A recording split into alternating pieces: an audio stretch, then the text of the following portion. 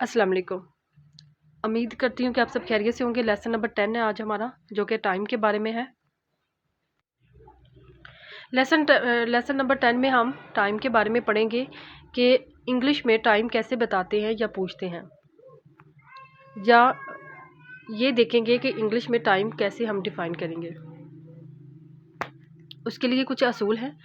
For example यहाँ पे 4 बजे हैं, तो हमने किसी से अगर क्वेश्चन करना हो कि टाइम क्या हुआ है, तो उसके लिए हम इस तरह करेंगे, what is the time by your watch. अगर आप फेस टू फेस क्वेश्चन पूछ रहे हैं तो आप इस तरह बोलेंगे, what is the time by your watch. ये क्वेश्चन इस तरह भी किया जा सकता है, what is the time by this watch. तो इसका आंसर हम इंग्लिश में इस तरह करेंगे, it is 4 o'clock by this watch. अगर कोई भी घंटा है और उसमें 15 मिनट हुए हैं, तो उसको कैसे बयान करेंगे। पहले तो ये देखते हैं कि 15 को टाइम की लैंग्वेज में क्या बोलेंगे इंग्लिश में। तो 15 मिनट हो गए हों तो अंग्रेज़ी में इसे क्वार्टर बोलते हैं, और उर्दू में इसे सवा या पौना कहते हैं। 7 बज के अगर 15 मिनट है, तो इसको हम इंग्लिश में कैसे डिफाइन करेंगे। तो इसके लिए हम बोलेंगे, इट इज़ 7:15। अगर 8:15 हुए हैं या 10:15 हुए हैं, तो उसको इस तरह सेम क्वेश्चन रहेगा, लेकिन जस्ट जो घंटा है वो चेंज होगा। It is 8:15।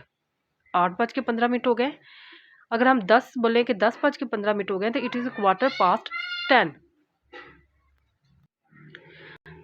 15 मिनट को बताने के लिए क्वार्टर का यूज़ होता है लफ्ज़, और 30 मिनट अगर हो गए हों तो उसके लिए हाफ आर इस्तेमाल होता है। ठीक है, हाफ का लफ्ज़ HALF, हाफ का वर्ड इस्तेमाल किया जाता है, और उर्दू में से साढ़े बोलते हैं। जैसे कि यहाँ पे टाइम है 7:30, तो इसको हम 7:30 बोलते हैं। तो इंग्लिश में हम इसको कैसे बयान करेंगे, इट इज़ 7:30। अगर इसी तरह 9:30 हुए हों, तो हम उसको कैसे बोलेंगे, इट इज़ 9:30। अब यहाँ पे एक इम्पोर्टेंट थिंग है, ये इम्पोर्टेंट पॉइंट है कि अगर कोई भी घंटा स्टार्ट होने वाला है और उसमें कुछ मिनट रहते हैं, जैसे कि 20 मिनट, 10 मिनट, 11 मिनट, तो उसको हम कैसे बयान करेंगे। तो इसके लिए टू का वर्ड इस्तेमाल किया जाएगा, और वो मिनट जितने भी मिनट रहते होंगे वो उसके बाद इस्तेमाल किया जाएगा। फॉर एग्ज़ाम्पल यहाँ पे हमारे पास 7:49 हो गए हैं।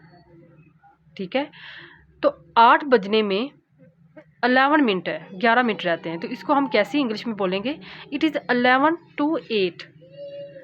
अगर 9 बजने में 11 मिनट है, तो हम बोलेंगे, it is 11 to 9।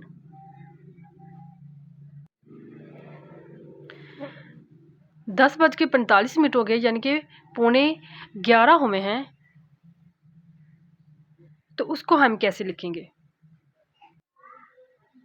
For example 9:45 बजे हैं, तो इसको हम कैसे डिफ़ाइन करेंगे, इट इज़ 9:45।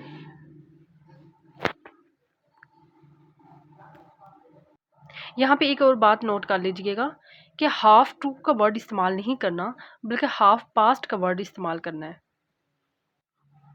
अगर हम बोले कि 9:15 हुए हैं, तो इसके लिए इट इज़ 9:45।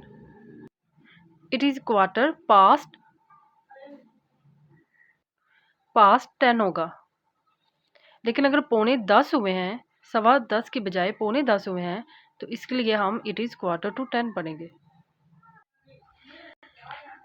इंग्लिश में जब भी हम कोई वक्त बताते हैं, तो हम ये बोलते हैं कि 10 बजकर या 11 बजकर, 12 बजकर। ये जो लफ्ज़ बजकर है, इसकी इंग्लिश पास्ट, जो कि मिनट के बाद लगाई जाती है। जितने भी मिनट हो चुके हों उनके बाद पास्ट इस्तेमाल करते हैं, तो बजकर की इंग्लिश पास्ट इस्तेमाल करेंगे। What is the time by this watch. यहाँ पे 7:10 दिए गए हैं, तो इसके इंग्लिश हम टाइम किस तरह बताएंगे, इट इज़ 10:11। 7:10 हुए हैं। अगेन हम वन बाय वन टाइम को रिपीट करते हैं। 7 बज गए हैं, मतलब 7 बज गए हैं, तो इट इज़ 7 o'clock हम बोलेंगे। अगर 7:10 हो गए हैं या 8:10 हो गए हैं या कोई भी घंटा है 10 मिनट हो गए हैं, तो उसके लिए हम बोलेंगे इट इज़ 7:10। अब जो भी घंटा होगा, जो 8:10 हो गए या 11:10 हो गए, तो हम वो घंटा यहाँ पे लास्ट पे लिखेंगे। It is 7:10, it is 11:10, it is 8:10। तो ये इस तरह सेंटेंस होगा। अगर 7:15 हुए हैं तो हम इसको इस तरह लिखेंगे, इट इज़ 7:15, इट इज़ 7:15। अगर 8:15 हुए हैं, इट इज़ 8:15।